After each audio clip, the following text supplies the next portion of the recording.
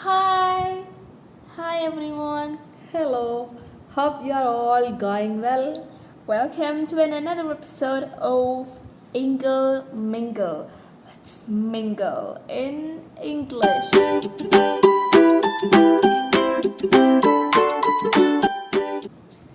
Okay, today we have planned useful items for you, and it will definitely help you to attend in examinations like PSC, SET, or anything like that.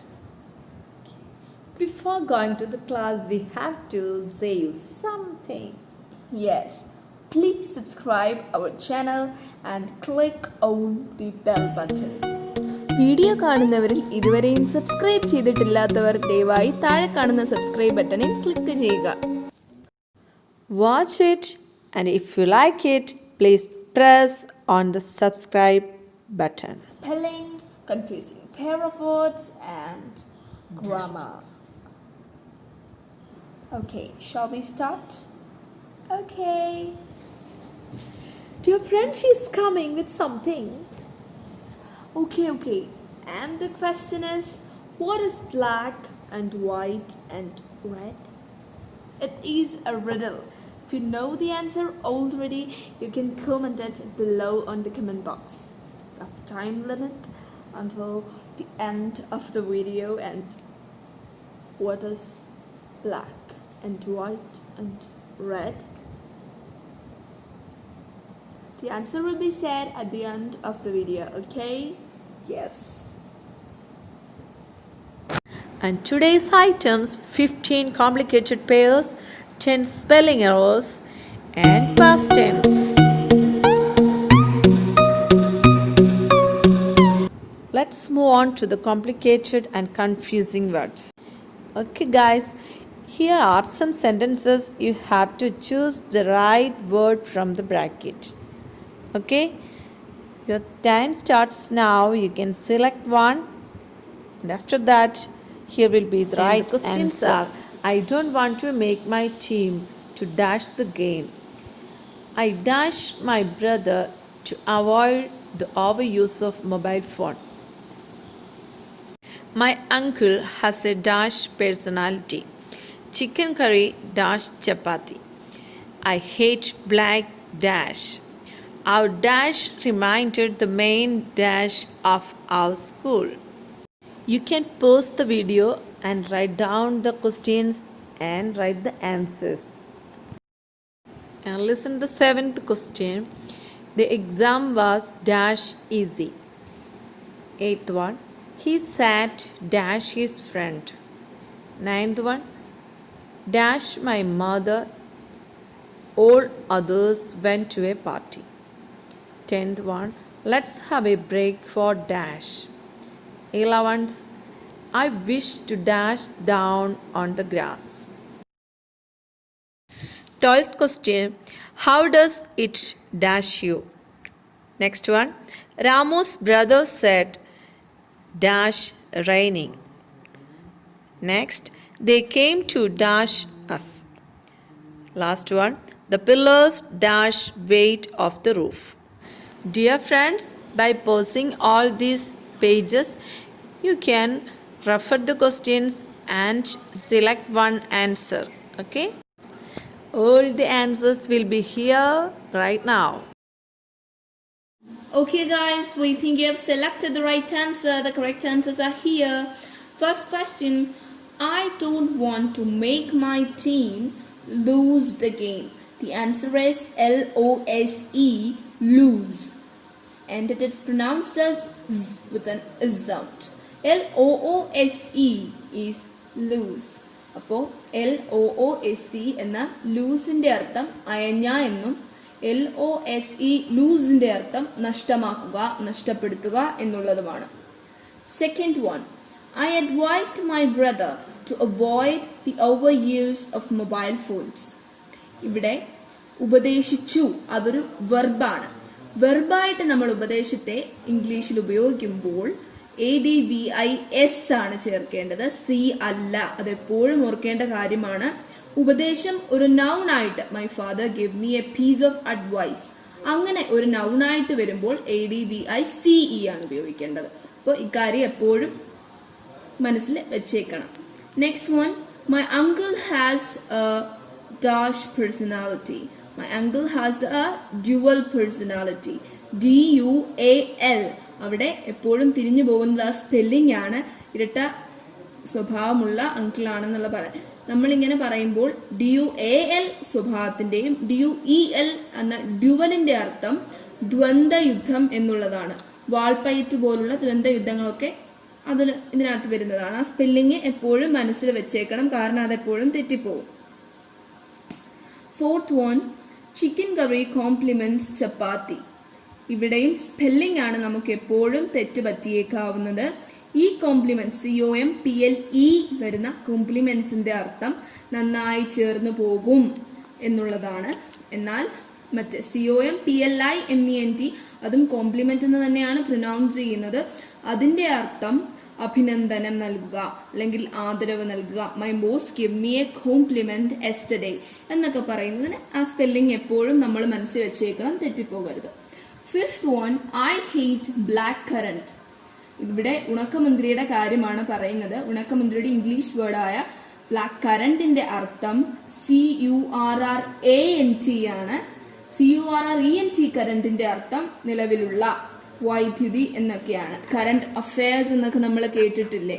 രണ്ടർത്ഥമുണ്ട്. ഒന്ന് current നിലവിലുള്ള എന്നുള്ള അർത്ഥവും വൈദ്യുതി എന്നുള്ളതിന്റെ അർത്ഥവും, അങ്ങനെ രണ്ടർത്ഥങ്ങളാണുള്ളത്.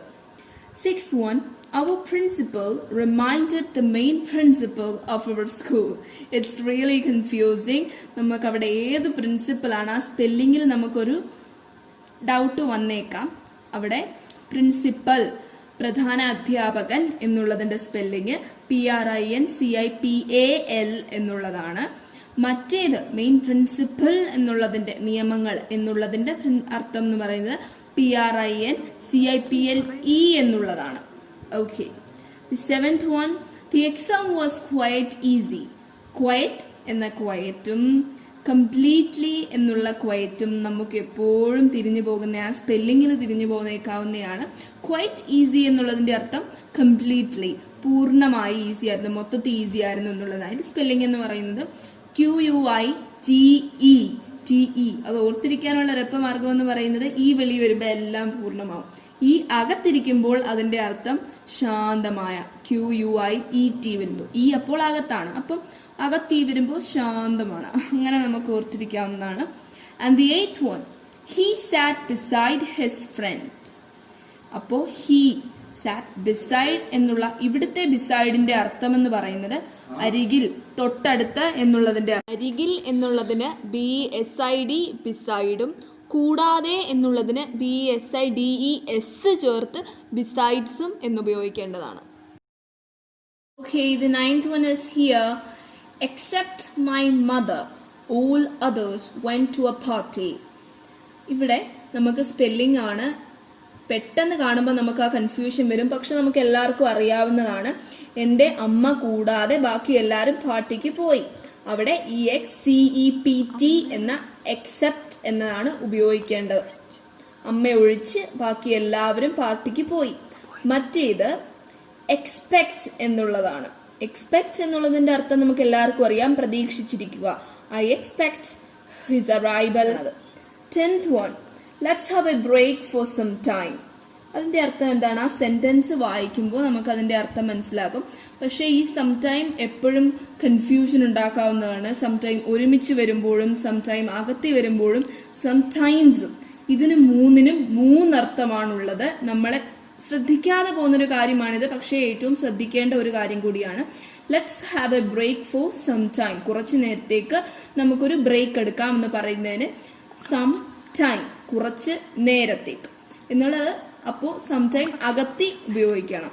Some time എന്നുള്ളതിന്റെ ഒരുമിച്ച് വരുമ്പോഴുള്ള അർത്ഥം എപ്പോഴോ, he will come some time tomorrow, നാളെ എപ്പോഴെങ്കിലും അവൻ വരുമായിരിക്കും എന്ന് പറയുന്ന പോലെ. ഇനി സം ടൈംസ് എന്നൊക്കെ, I bite my nails sometimes, ചിലപ്പോഴൊക്കെ ഞാൻ എൻ്റെ നഖം കടിക്കും എന്ന് പറയുന്ന പോലെ. Okay, next one, I wish to lie down on the grass. Lie എന്ന വാക്കിന് നൗണായിട്ട് വരുമ്പോഴും വെർബായിട്ട് വരുമ്പോഴും രണ്ടർത്ഥമാണുള്ളത്. നൗണായിട്ട് വരുമ്പോൾ നുണ, കള്ളം എന്നിങ്ങനെയൊക്കെ അർത്ഥമുണ്ട്. വെർബായിട്ട് വരുമ്പോൾ കിടക്കുക എന്നുള്ള അർത്ഥമാണ്. അതാണ് നമ്മുടെ ഇവിടെ വന്നേക്കുന്നത് I wish to lie down on the grass. LAYയുടെ നൗണായിട്ട് വരുമ്പോഴുള്ള അർത്ഥം പാട്ട്, തട്ടിപ്പ് എന്നൊക്കെയുള്ള അർത്ഥമുണ്ട്.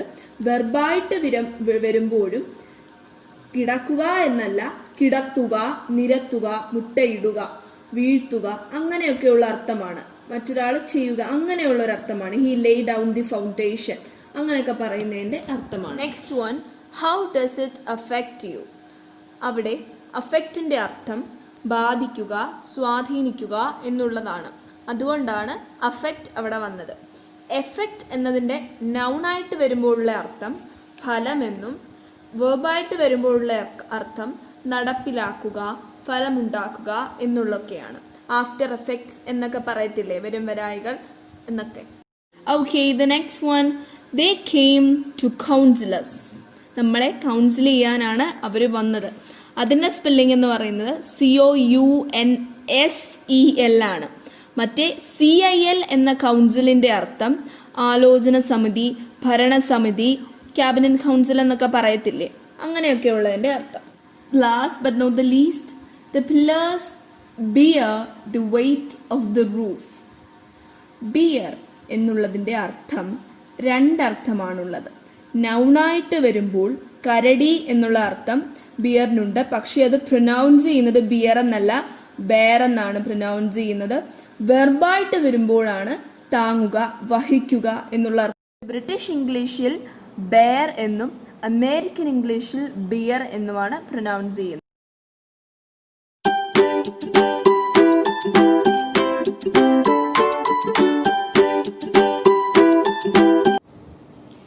Okay friends, let's move on to our grammar class. Okay, do you remember what we have finished, how much we have finished? The last 3 videos we have gone through the 4 parts of present tense, and we have just started the past tense, only one part of past tense. And in this video we are going to discuss the remaining 3 parts of past tense. Which are they? Past continuous tense, past perfect, past perfect continuous. Okay? Shall we start? Come on. Past continuous tense. The formula: subject plus was or were plus verb plus ing. We use this tense to say about an action that was going on in the past. When the subject is I or he or she or it or any singular forms, we can use was with the subject. And if the subject is you or they or any plural forms, we can use were with the subject. അപ്പോൾ കഴിഞ്ഞ കാലത്തിൽ നടന്നുകൊണ്ടേയിരുന്ന ഒരു സംഭവം പറയാനാണ് നമ്മൾ past continuous tense ഉപയോഗിക്കുന്നത്. Present continuous tense ഓർമ്മയുണ്ടല്ലോ, അതായത് ഇപ്പോൾ നടന്നുകൊണ്ടിരിക്കുന്ന കാര്യങ്ങൾ പറയുന്നതാണ് present continuous tense. Past continuous tense കഴിഞ്ഞ കാലത്തിൽ തുടർന്നുകൊണ്ടേയിരുന്ന ഒരു സംഭവം പറയാൻ ഉപയോഗിക്കുന്നു. അത് അവിടെ വാസ് ഓർ വെയർ ആണ് സബ്ജക്റ്റിനോടൊപ്പം ഉപയോഗിക്കുന്നത്. I, he, she or it or any singular ഏകവചനങ്ങൾ ഏതും ആയാലും ഒപ്പം ഐ മാത്രമുള്ള അവിടെ വേറെ വരുന്നത് ആണെങ്കിൽ വാസ് ഉപയോഗിക്കാം. യു, പിന്നെ ബഹുവചനങ്ങൾ എന്തു വന്നാലും വേറെ ഉപയോഗിക്കാം. അതോടൊപ്പം തന്നെ ഇത് കണ്ടിന്യൂസ് ആയതുകൊണ്ട് നമ്മൾ അറിയാമല്ലോ ING ഫോം ആയിരിക്കും, വെർബിൻ്റെ ING ഫോം ആയിരിക്കും ഉപയോഗിക്കുന്നത്. എക്സാമ്പിൾസ് നോക്കിയാൽ Anu was speaking, they were watching a movie, I was cleaning my room, he was sleeping, the teachers were discussing something. എല്ലാവർക്കും മനസ്സിലായി കാണുമല്ലോ. ഈ പ്രവർത്തനങ്ങളൊന്നും ഇപ്പോഴല്ല നടക്കുന്നത്, പാസ്റ്റാണ്. ഇതെല്ലാം കഴിഞ്ഞു പോയ കാര്യങ്ങളാണ്, കഴിഞ്ഞ കാലത്തിൽ നമ്മൾ ചെയ്തുകൊണ്ടേയിരുന്ന ഒരു പ്രവൃത്തി. ഫോർ എക്സാമ്പിൾ ലാസ്റ്റ് വൺ ഒന്നുകൂടെ നോക്കാം. The teachers were discussing something means അധ്യാപകർ എന്തോ ഒരു കാര്യം ഡിസ്കസ് ചെയ്തുകൊണ്ടേ ഇരിക്കുകയായിരുന്നു. ഇപ്പോഴവർ അത് ചെയ്യുമല്ല, കഴിഞ്ഞ കാലത്തിൽ എപ്പോഴും ഒരു സമയത്ത് അവർ ഡിസ്കസ് ചെയ്ത കാര്യത്തെക്കുറിച്ച് നമ്മൾ പറയണം. The teachers were discussing something. Okay friends, now we can move on to the next one, past perfect tense. The formula is subject plus had plus V3, the third form of verb. We use this tense to say about an action that we finished earlier. Means if we speak about two actions that happened in the past, we should add had to the action that happened at first. അതായത് നമ്മൾ മെയിനായിട്ട് past perfect tense ഉപയോഗിക്കുന്നത് രണ്ട് past actions, കഴിഞ്ഞ കാലത്തിൽ സംഭവിച്ച രണ്ട് കാര്യങ്ങളെക്കുറിച്ച് നമ്മൾ സംസാരിക്കുമ്പോൾ അതിലൊന്ന് സിമ്പിൾ പാസ്റ്റിൽ പറയും, വേറൊരെണ്ണം പാസ്റ്റ് പെർഫെക്റ്റിൽ പറയും. അതായത് ആദ്യം അതിൽ രണ്ടിലേതാണോ ആദ്യം സംഭവിച്ചത് അതിനായിരിക്കും പാസ്റ്റ് പെർഫെക്റ്റ് ടെൻസ് ഉപയോഗിച്ച് പറയേണ്ടത്. ഇത് മിക്കവാറും എല്ലാ എക്സാംസിനും ചോദിക്കാറുള്ള ഒരു ചോദ്യമാണ്. അത് ടെറ്റായാലും നമ്മുടെ PSC എക്സാമിനൊക്കെ ചോദിക്കാവുന്ന ഒരു ചോദ്യമാണ്. അത് ശ്രദ്ധിക്കുക. അപ്പോൾ അത്തരത്തിലുള്ള രണ്ട് എക്സാമ്പിൾസ് ഇവിടെ തന്നിട്ടുണ്ട്. നമുക്കതൊന്ന് നോക്കാം. First one, when I dash the office, the meeting dash reach start. അപ്പോൾ അവിടുത്തെ അർത്ഥം ആദ്യം നമ്മൾ മനസ്സിലാക്കാൻ ശ്രമിക്കണം. അപ്പോഴേ അത് കറക്റ്റായിട്ട് ടെൻസ് ഉപയോഗിച്ച് എഴുതാൻ പറ്റത്തുള്ളൂ. നമ്മൾ ഓഫീസിൽ ചെന്നപ്പോൾ മീറ്റിംഗ് തുടങ്ങിക്കഴിഞ്ഞിരുന്നു എന്നാണ്. വെൻ ഐ റീച്ച്, അതായത് ഞാൻ ഓഫീസിൽ എത്തിയപ്പോൾ മീറ്റിംഗ് തുടങ്ങിയിരുന്നു.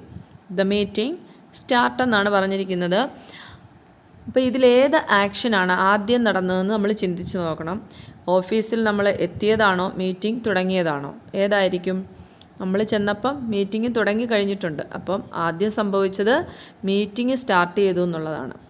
അപ്പോൾ ഇവിടെ പാസ്റ്റ് പെർഫെക്റ്റ് ഉപയോഗിക്കേണ്ടത് സ്റ്റാർട്ടിനോടൊപ്പമാണ്. അതാണ് ആദ്യം നടന്ന പ്രവൃത്തി.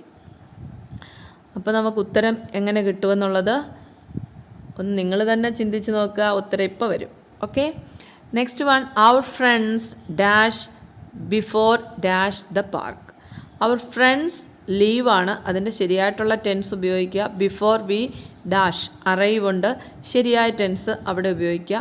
ഇവിടെ ഞാൻ പറയുന്നില്ല, എല്ലാവരും ഉത്തരം കണ്ടുവെക്കുക, ചിന്തിച്ചിട്ട് കറക്റ്റ് ടെൻസ് ഫോം ഉപയോഗിക്കുക. Okay friends, you may have the answers. Here are the answers, please check it. When I reached the office, the meeting had started. Second one, our friends had left before we arrived the park. Second one, മനസ്സിലായോ? Our friends had left before we arrived the park. അപ്പം friends പോയി കഴിഞ്ഞു, നമ്മൾ പാർക്കിൽ ചെന്നു. രണ്ട് past ആക്ഷനാണ്. അവിടെ ആദ്യം നടന്നത് നമ്മൾ ചെന്നപ്പോൾ അവിടെ ഫ്രണ്ട്സ് ഇല്ല, ഫ്രണ്ട്സ് അതിനു മുമ്പേ പോയി കഴിഞ്ഞിരുന്നു.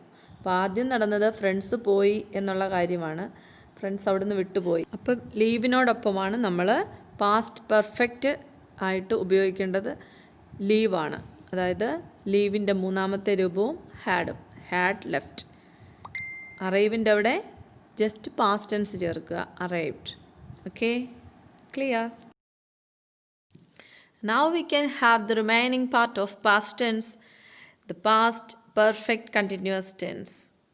The formula is subject plus had plus been plus verb plus ing. And it's used to talk about a continuous action in the past before another finished action.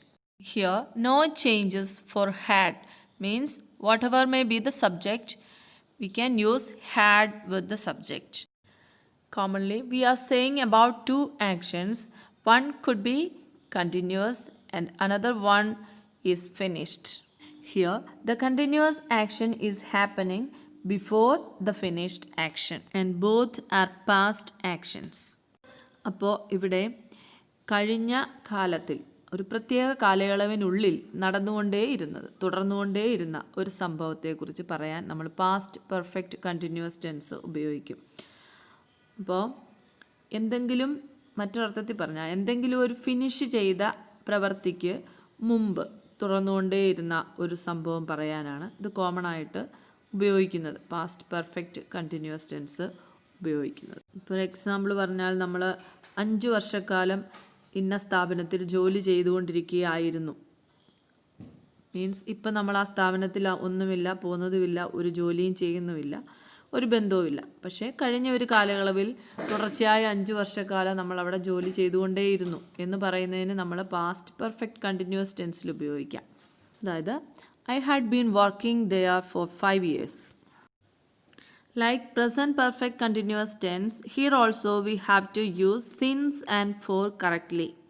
The same rules are here. We can check the examples. First one, she felt tired because she had been practicing dance since morning. അതായത് രാവിലെ മുതൽ practice ചെയ്തുകൊണ്ടേ ഇരിക്കുകയായിരുന്നു, ആ കാരണത്താൽ അവൾ ടയേർഡായിട്ട് തോന്നുന്നു. അപ്പോൾ സിൻസിൻ്റെ ഉപയോഗം സിൻസ് മോർണിംഗ്, രാവിലെ മുതൽ, ഒരു പർട്ടിക്കുലർ ടൈം തൊട്ട് എന്ന് പറയാം, അവിടെ മുതൽ തുടക്ക സമയം കൃത്യമായിട്ട് പറയുന്നതാണ് സിൻസ് ഉപയോഗിച്ചത്. Next one, V had been waiting for 2 hours when the train finally arrived. Train വരുന്നത് വരെ, അതായത് ട്രെയിൻ വന്നു എന്നൊരു ആക്ഷൻ നടന്നു, ട്രെയിൻ വരുന്നത് വരെ നമ്മൾ 2 മണിക്കൂറായിട്ട് വെയിറ്റ് ചെയ്തുകൊണ്ടേയിരിക്കുകയായിരുന്നു. അത് അവിടെ ഫോറിൻ്റെ ഉപയോഗം കൂടെ ശ്രദ്ധിക്കണം. For 2 hours, period of time പറഞ്ഞതുകൊണ്ടാണ് 4 വന്നത്. കുറച്ചുകൂടെ വ്യക്തമായിട്ട് പറഞ്ഞാൽ she felt tired because she had been practising dance since morning. അവിടെ 2 കാര്യങ്ങൾ പറയുന്നു. അവൾ ടയേർഡായിട്ട് തോന്നുന്നു, പ്രാക്ടീസ് ചെയ്തുകൊണ്ടിരിക്കുകയായിരുന്നു. അപ്പോൾ ഈ ടയേർഡാവുന്ന സമയം വരെയും അവൾ പ്രാക്ടീസ് ചെയ്തുകൊണ്ടേയിരിക്കുകയായിരുന്നു. അതാണ് പാസ്റ്റിൽ, ഒരു കഴിഞ്ഞ കാലത്തിൽ തുടർന്നുകൊണ്ടേയിരുന്ന ഒരു ജോലിയാണ്. അവൾ ഡാൻസ് പ്രാക്ടീസ് ചെയ്തുകൊണ്ടേയിരിക്കുകയായിരുന്നു. അതുകൊണ്ട് നമ്മൾ പാസ്റ്റ് പെർഫെക്റ്റ് കണ്ടിന്യൂസ് ടെൻസ് ഉപയോഗിച്ചു. അടുത്തതിലും we had been waiting for 2 hours when the train finally arrived. ഇവിടെയും 2 കാര്യങ്ങൾ കാണാം. നമ്മൾ വെയിറ്റ് ചെയ്തുകൊണ്ടേയിരിക്കുകയായിരുന്നു, we had been waiting. And the train finally arrived, train വന്നു. അപ്പം ട്രെയിൻ വരുന്ന ആ ടൈം വരെയും നമ്മൾ ചെയ്തുകൊണ്ടേയിരുന്ന ഒരു പ്രവൃത്തി എന്തുവാണ്? നമ്മൾ വെയിറ്റ് ചെയ്തുകൊണ്ടേയിരിക്കുകയായിരുന്നു. അതുകൊണ്ട് പാസ്റ്റ് പെർഫെക്റ്റ് കണ്ടിന്യൂസ് ടെൻസ് വന്നു. അപ്പോൾ എല്ലാവർക്കും പിടികിട്ടി കാണും എന്ന് പൂർണ്ണമായിട്ടും വിശ്വസിക്കുന്നു. എന്തെങ്കിലും ഡൗട്ട് ഉണ്ടെങ്കിൽ കമൻറ്റ് ബോക്സിൽ ഇട്ടാൽ അത് അടുത്ത ക്ലാസ്സിൽ ക്ലാരിഫൈ ചെയ്ത് തരുന്നതായിരിക്കും. Dear friends, I hope you could follow my class. If you have any doubt, you please comment it on the comment box. In the next class, definitely I will make it clear. Thank you for watching. And so we have finished 2 tense form, present tense and past tense, the 4 parts of present tense, the 4 parts of past tense. Then another one is there, future tense. Next class we will discuss it. Okay. Thank you all my dear friends for watching our video. Thank you. Hey, did you forget about our question? What is black and white and red? Yes, I will tell you. I know. How did you know that? It's just like black and white and red, black and white and red, black, white and red. Go away. The answer is newspaper. The actual question it is, what is black and white and red? What is red? Past tense of read. What is black and white and red then? It's a newspaper. Bye bye. Okay friends, let's see you on another episode of Ingle Mingle. Until then, Bye bye.